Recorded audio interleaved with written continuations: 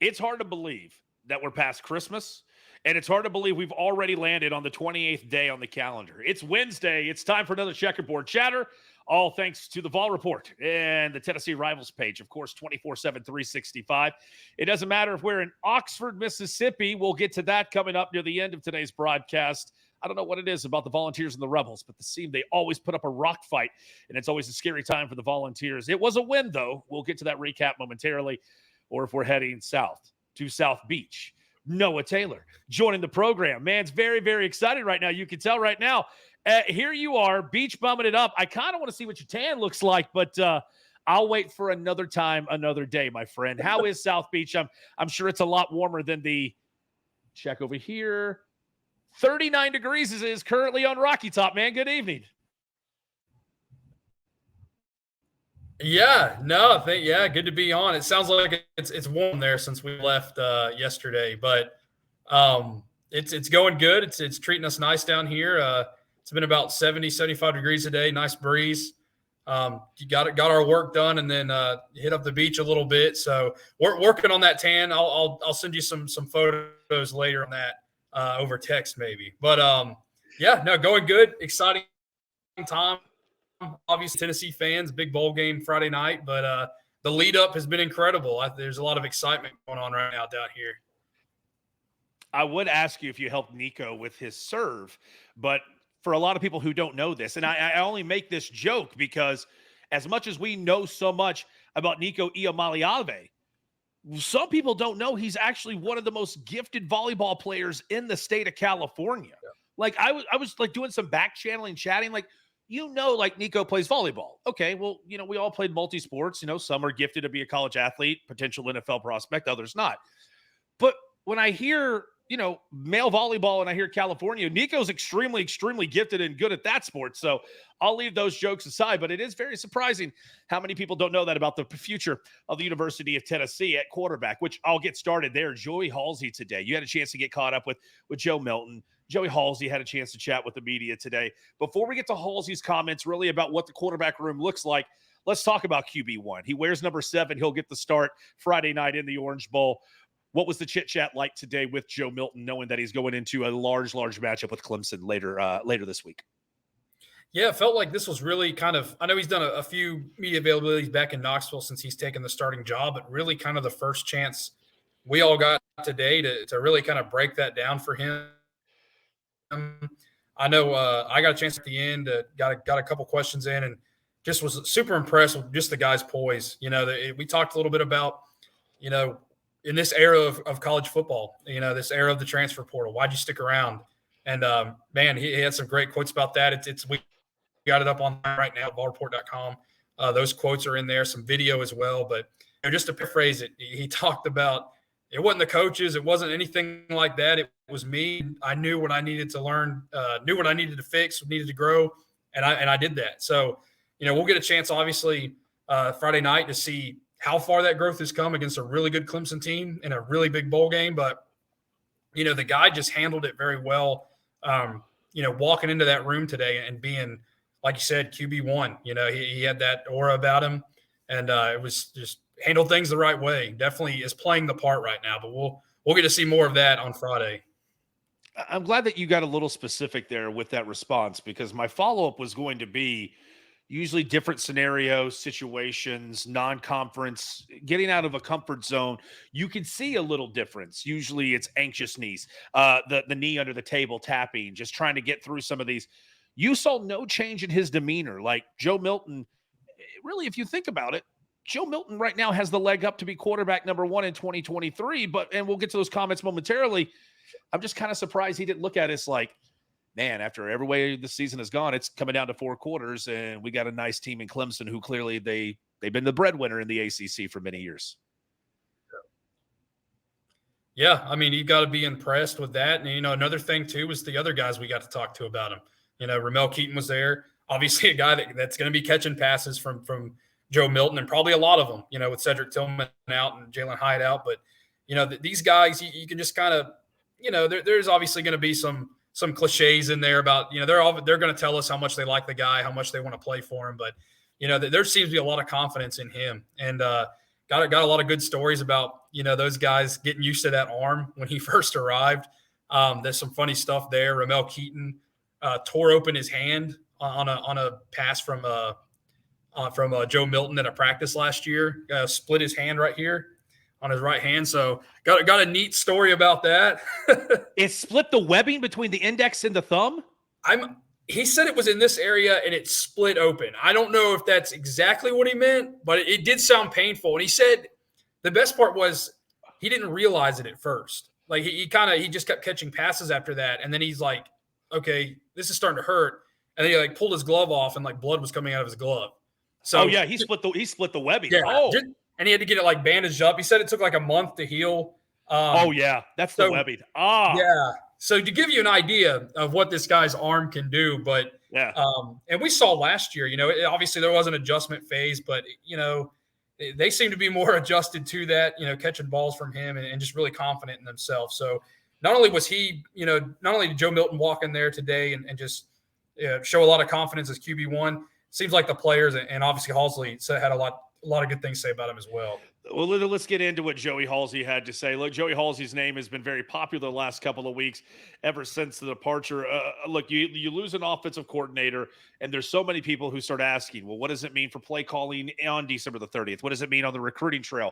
Right now, all Joey Halsey can control, at least to our knowledge, is how well these quarterbacks perform. And let's be honest, the second 4 quarters evaporates in Miami. That's going to be the offseason question for this football program is who is quarterback number 1? Kind of, if you will, what were your takeaways when Joey Halsey sat down and said, look, this is the focus when it comes to the arms we have in those rooms? Yeah, I mean, I think it was kind of, going into it, kind of what we expected, that he's impressed with Joe Milton and what he's been able to do. I think it's going to be interesting, too, that group behind him. We had heard a few questions today. Tyler and I were talking about at dinner, some questions about Navy Schuler, but that's kind of the situation you're in right now. Obviously Taven Jackson's a guy that, was a heralded recruit coming out of school, but he's dealt with injuries this year. He's been practicing, which I think is a really good sign for Tennessee that he should be able to go in case, Joe Milton goes out. But, it's a group that's been in the system now. Joe Milton obviously leading the way there, but this group's got some experience this year getting into some games. I think there's some pretty good confidence there from him and just what he had to say about that group. But, yeah, I mean, it'll be interesting to see, what the plan is, in case, something does happen to Milton. But, just based on his comments today, just seemed pretty confident in those guys. It's interesting to hear Navy get a little bit of love and praise because a little inside the grapevine, Navy does a fantastic job running scout team quarterback against some of the, let's be honest, when the Bryce Youngs of the world or the Will Levises of the world are taking snaps, or at least you're about to face off against some of those quarterbacks, you need a guy who can scoot. And let's just say, for those of you who don't know, Navy Schuler can move. The guy does have the ability to be elusive in the pocket. So glad to see that the guy who's been running scout team this year inside those practices is getting a little bit of a praise. You know who that is? It's Noah Taylor. He's joining us live from Miami. Noah, I want to know overall, look, it's tough to kind of put your finger on a pulse, but kind of what is the vibe? It's one thing to be warm, umbrellas and drinks, sunscreen, the looks, the scenery, the food. Overall, what is kind of Tennessee's, I guess, where is their mood? Where is kind of the relaxed stage? Some guys, every time you talk to them, they're intense and they say, I just want to play. Get to Friday. They bash their head against the locker. Some guys are like, please, I'm soaking up every single second I can around a pool or a beach wave. Where do you think Tennessee is right now? I mean, you can hear it and see it from 1 or 2 players, but what's the collective that you're getting from the group? Yeah, I mean, you do get the vibe that they are pretty relaxed. There was a lot of questions today, obviously thrown in there about what this week has been like for them. Obviously, I mean, this is a program overall that's in a situation now it hadn't been in a long time. So, absolutely. And these players, especially these guys that were here with the previous regime, didn't get to experience anything like this. So, I think they've done what they've done all year. They've kind of captured the outlook, the approach of their head coach. I think Josh Heupel's kind of a relaxed guy, and he's a guy that's talked a lot of. He's been in this situation as a player. He's been to this bowl game. He's been in big games like this. So I think that they're kind of copying him and kind of taking from his lead. And they do seem relaxed. They do something they're really enjoying the week, but they're saying the right things too when they're asked about the game. Having fun, doing the beach stuff. They talked about going on a boat today. You know, you're seeing the videos on social media as well, stuff like that. That they seem to be really soaking all that in, but at the same time, it seems to be a lot of confidence there about Friday night as well, and you know the pieces they have for that game. Some of the other guys, look, Javante Spraggins, Princeton fan, they can do very, very, very, very well when it comes to quotes. Jabari Small also. I'm intrigued about Jabari because as much as we like to talk about how sexy the offense is when the ball's in the air, look how far Milton can throw this or how efficient Hooker is here. This running game couldn't be ranked near the tops without some of the offensive line help and Jabari Small shouldering that load. I guess more on Small. What is kind of his take been about the leadership, or at least his take on changing of the guard at quarterback, but not seeing this offense slow down one bit?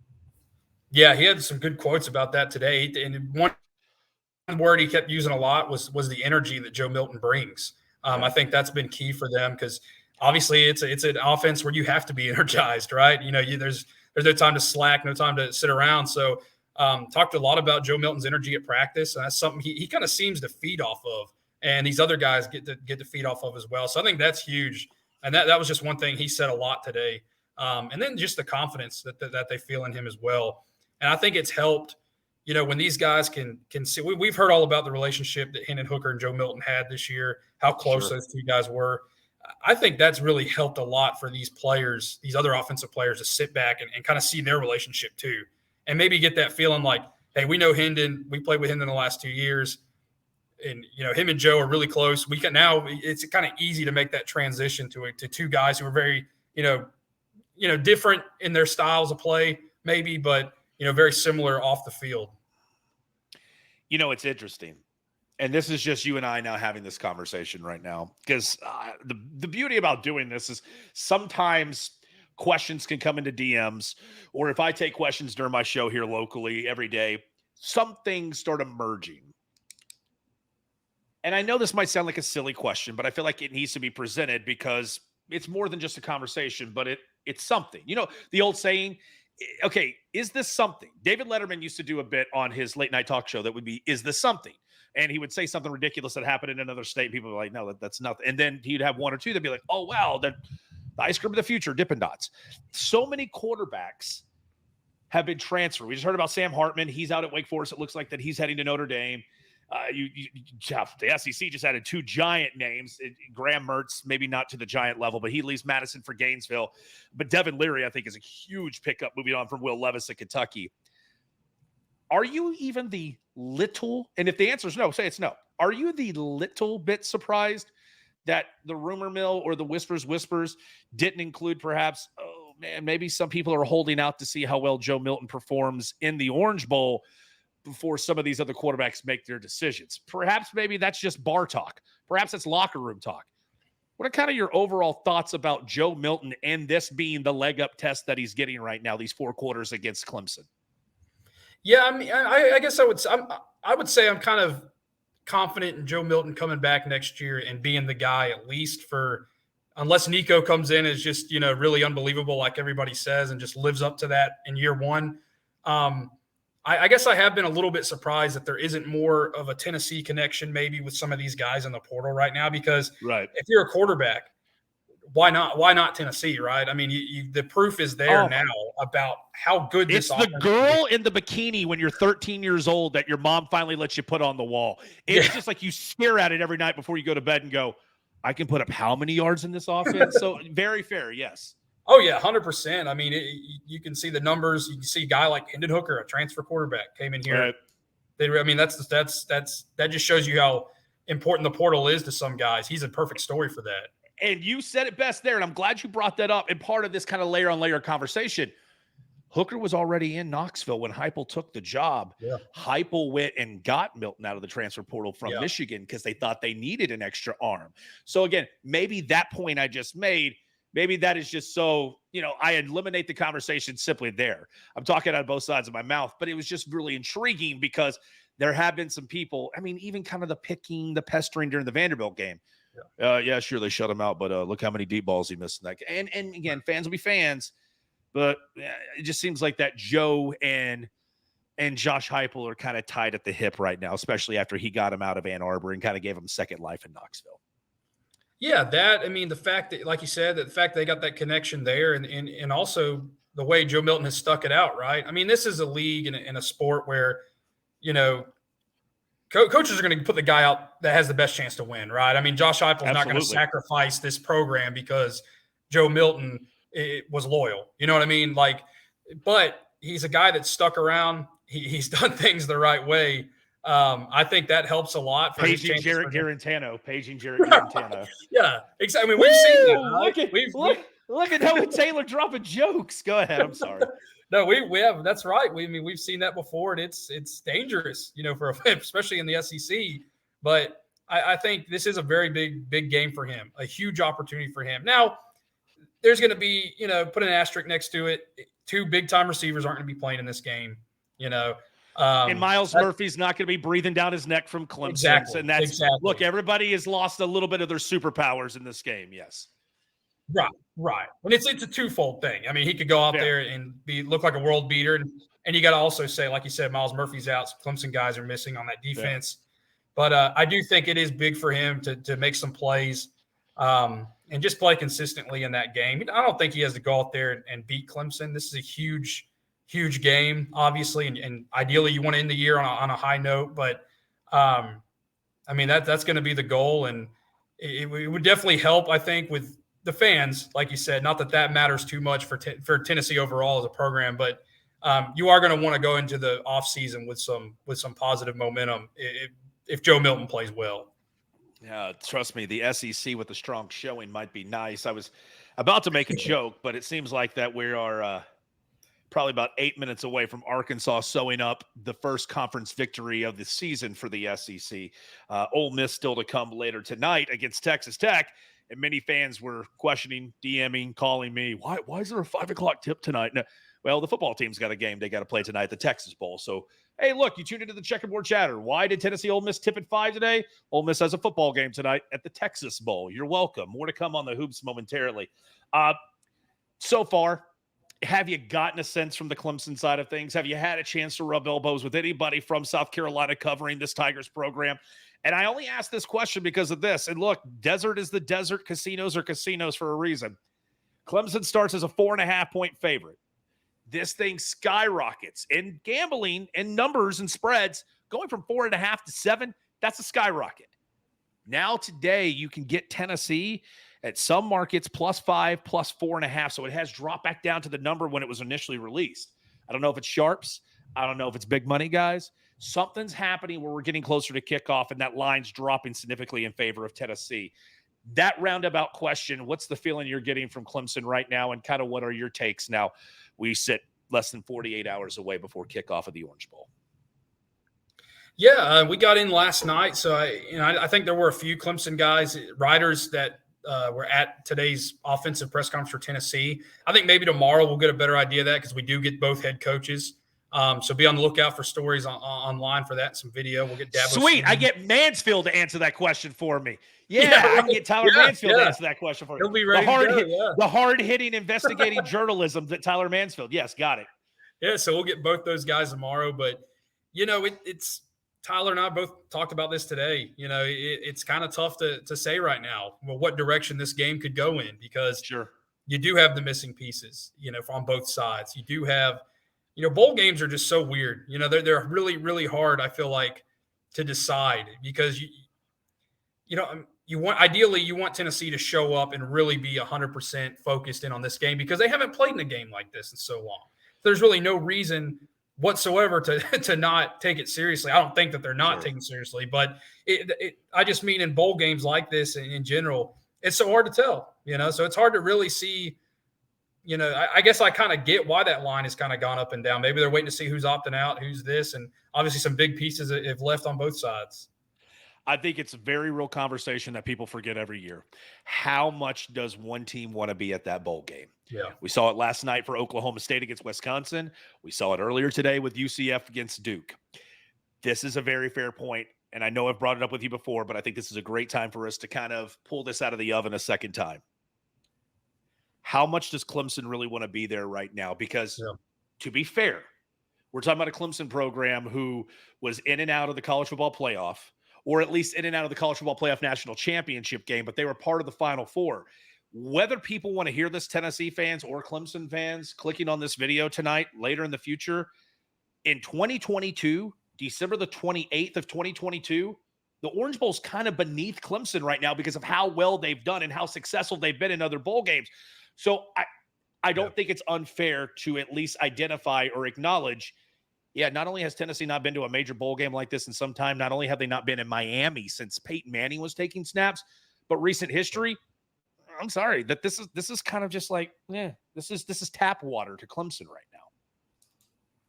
Yeah, and it's a fair point. I mean, you got guys on that roster who know what it's like to play in a college football playoff game, right, who know what it's like to play in a national championship game. Me that hasn't tasted that, and I think judging by, the interactions we had with the guys going back to that night in Nashville when they beat Vanderbilt, and the writing was kind of on the wall that this was the bowl game they were going to because A&M had beaten LSU tonight. I think since then you have kind of got the vibe from these guys that this really means a lot to them. And, I think Cedric Tillman and Jalen Hyatt have big futures ahead and made those decisions for that reason. I don't think it had anything to do with them thinking this was an unimportant game. But the guys that are here, it's 100% important, and it's a big deal. At least they're doing a really good job of making you feel that way. Whereas these Clemson guys, up until the end of the season, up until that South Carolina loss for them, they were in the picture, man. I mean, they had a shot to get in. Tennessee did as well, but like you said, Clemson's been there before. They know what it's like, what it takes to get in, and maybe that South Carolina loss for them at the end of the year stung a little bit more, and maybe that takes effect here on December 30th as well. Usually when I ask this question, it's very generic and easy to answer. But when you have two teams that feature a prominent color of orange, maybe it's not. How much Tennessee orange have you seen in the short time since wheels have been down in Miami? On the ground, I don't think we've seen a lot. I only say that because I've got a follow up. Go ahead. I got a follow up. Okay. Well, the flight from Nashville was pretty good amount of Tennessee fans all around the airport. Right. So that was, I think, a good indication. Not so much here, but then again, like we said before the show, big city. So, we'll have to find where the Vols fans are hanging out. I'm sure as we get closer to Friday, we're going to see a lot more when we go out and about. One of my closest friends, I shouldn't do this because it sounds like I'm name dropping, but one of my closest friends works in the front office for McGee Tyson Airport at Knoxville. And he said the flights today, because they've just started, Delta did special flights from Knoxville to Miami for this game. They're running 3 flights a day, yesterday, today, tomorrow, and coming back the 31st and the 1st, have been sold out. There have been people who have been trying to find ways to, now these are just direct flights, Knoxville to Miami. These people are now also trying to go Knoxville, Atlanta to Miami, Knoxville, Charlotte to Miami. He said today you could not find too many people that weren't wearing some shade of orange, even if it was on their luggage tag, heading out to go somewhere to Knoxville. I even have people who I know who are sharing photos of gas stations they're stopping at in Carolina, Georgia, Florida, because they didn't want to chance their flight getting canceled because of some of the hectic things that have been happening in the airs right now. And he said they're pulling up to getting gas, and there are Tennessee tags at almost every pump from different counties. So if they're not there, the cavalry's coming. And these Tennessee fans, they are ready to Hollywood it up, because I'm going to tell you right now, I've seen the paint. I've seen the structure. I've been inside that stadium multiple times, and I see what they can do for a college football spectacular. My man, you guys, you better have packed your best bow tie, because it is going to be Hollywood Friday night down there. Oh, yeah. Yeah, and we talked about that again today as well, about what that crowd's going to look like. Obviously a lot of orange, but I'm betting that it's going to be more Tennessee orange. I just think that this fan base is so starved for a game like this. It's going to mean a lot. And they show up anyway. I mean, gosh, that Music City Bowl last year, granted, that's in your backyard in Nashville, but I think it broke a record for attendance to a Music City Bowl. And that was off a 7-6 season, or at the end of a 7-6 season. But man, fans were just so hungry for a product. You just feel the difference. It wasn't a 10-win year, but you could feel the difference in what Josh Heupel brought, even in that loss to Purdue. So now you got 10 wins, you got a chance at 11. You're in a New Year's Six bowl. I think that there's going to be Neyland Stadium South in Miami here at the end of the week.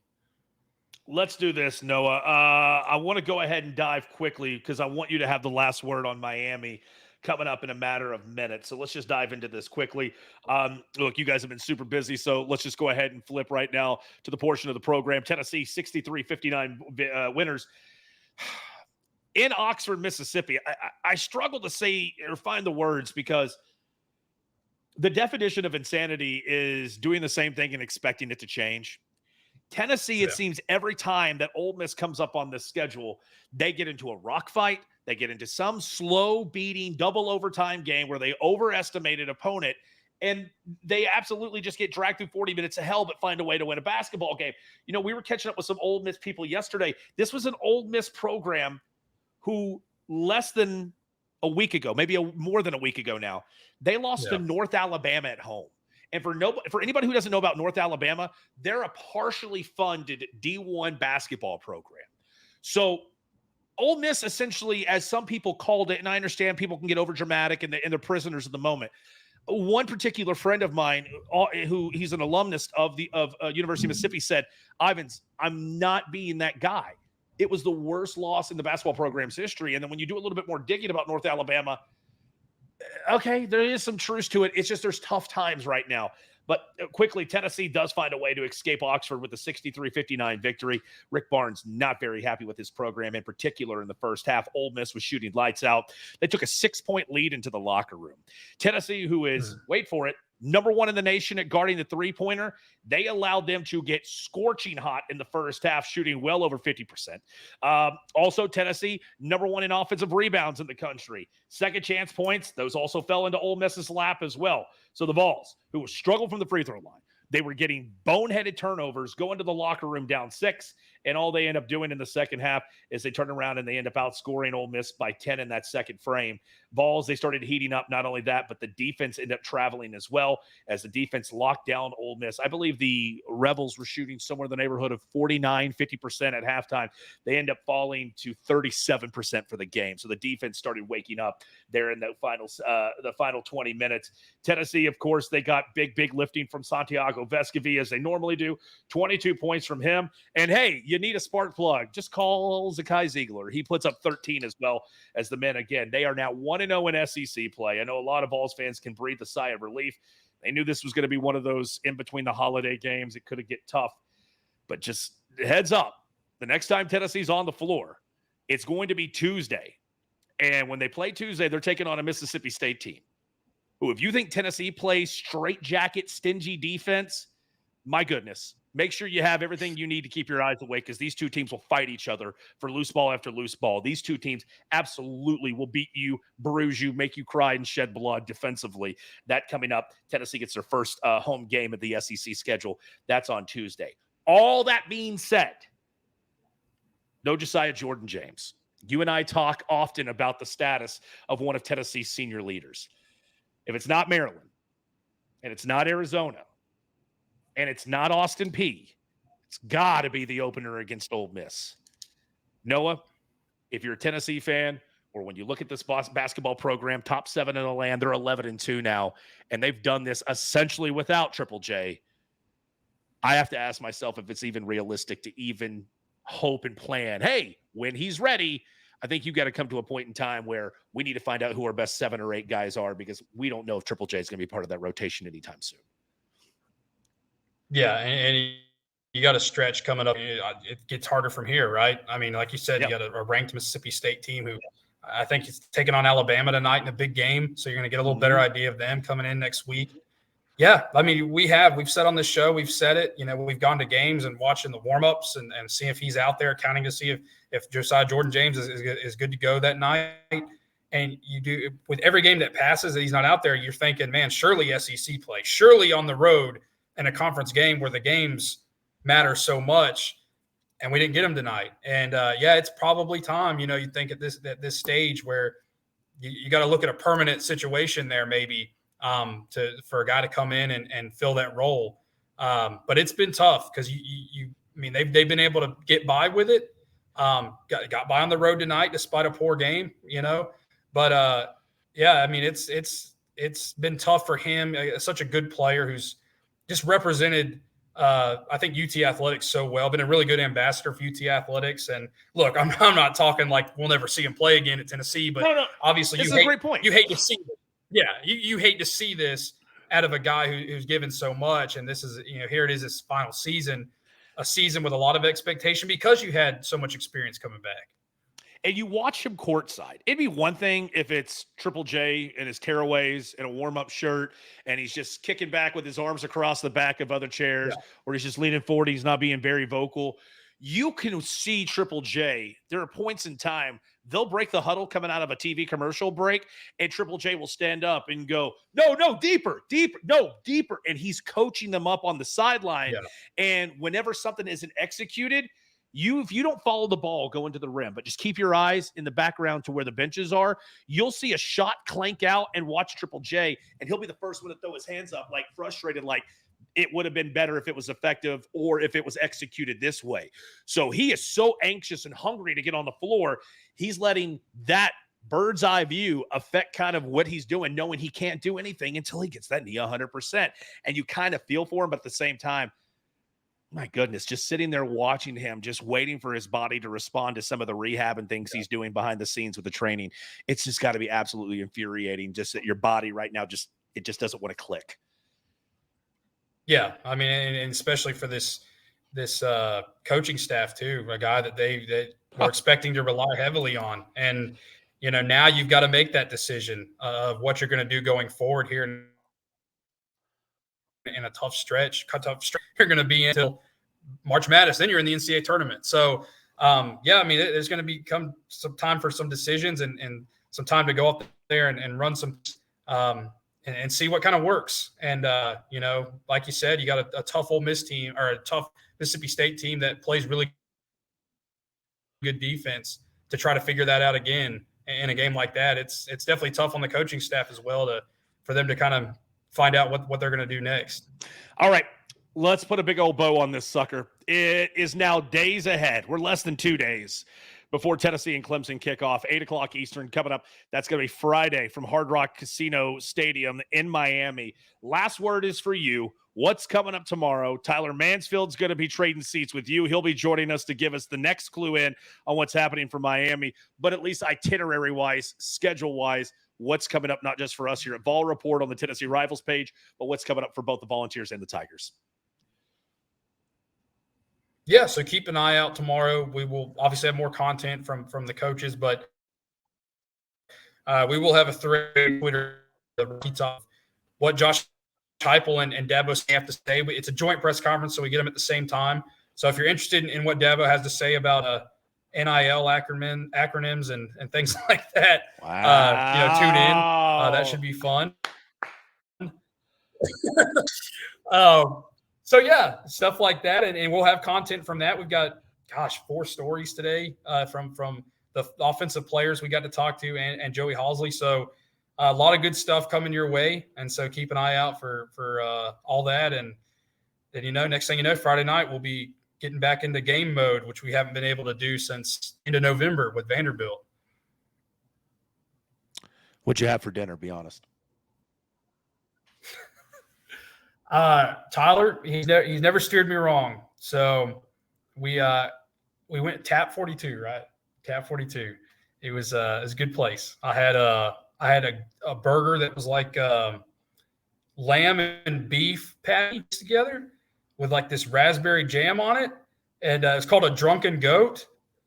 Goat cheese, whipped goat cheese on it, and some other stuff. It was really good. Tyler had the filet mignon with some really good looking mac and cheese. So he took me out and treated me well. This is disgusting, the kind of money you guys throw around. This is disgusting, the type. I had no idea that we were living this Ric Flair type life here on the Vol Report and with the Rivals page. But you know what, though? I could either approach it that way, or I could approach it as a way of saying Tyler Mansfield knows how to take care of his people. And I'm glad to see that Papa Bear is doing. Yeah. And for those of you who are joining us for the first time, this was Noah Taylor's first flight. Did you vomit in a bag? Yeah. Did you have the oxygen masks No. fall from the? Oh, get out of here! No, building up to it, I did get I was feeling a little nervous. But once we got inside the plane, I felt a lot better about it. Something about looking at it on the outside pulling in was like really nerve-wracking to me. But once I was inside of it, I was good. I was totally good.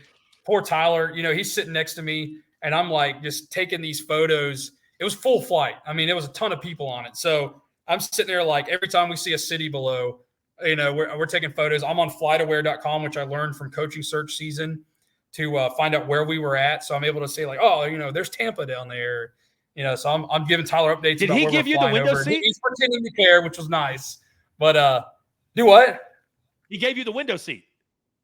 Well, it was booked like completely. And the way we went in, we didn't even get the empty seat that we were supposed to have next to us, in between us. Oh, you better get that refund. Yeah, it was fun though. I really enjoyed it, and I felt close enough. I got to see it all, so that was cool. To going home during the daylight and seeing a little bit more. Noah, good. Your baptism by fire alive on the plane ride to Miami has officially been completed. You can now opt out of these text messages by hitting stop, sir. We appreciate you as always. You just heard it there. Tyler Mansfield's going to be joining the program coming up tomorrow. That's going to be the final check-in. Like, let's be honest. We could talk about volleyball games. We could talk about press conferences. We could talk about who likes who and why the food's good.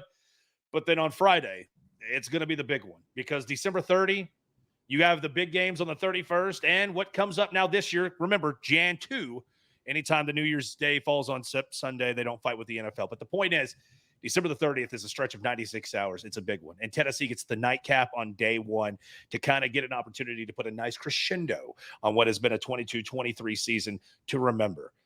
Noah Taylor, we appreciate you. Hard work that's being published right now at Vol Report. Subscribe. Be sure you get in and get the latest. Look, feet on the ground, breathing, heart-beating bodies right now are in Miami. So if you want the opportunity to get the blood and guts, kind of the human life that is Tennessee and Clemson and the Orange Bowl, Vols haven't been there since the 97 season, 98 year. You got to check it out for yourself. The Rivals page at the Vol Report. We got you covered, even from the digital side, here inside the Checkerboard Chatter. For Noah Taylor, Tyler Ivins, we will get you on your way for your Wednesday evening. Back with you again for your Thursday, and we'll even have a special Saturday post game coming. Friday. Knowing how late this game's going to go, it'll be midnight Saturday morning at 12:01 when we put it out. So I don't think I was wrong there. But thank you. Have a great evening. Stay tuned and keep it locked here with the Vol Report, your Tennessee Rivals page with the Checkerboard.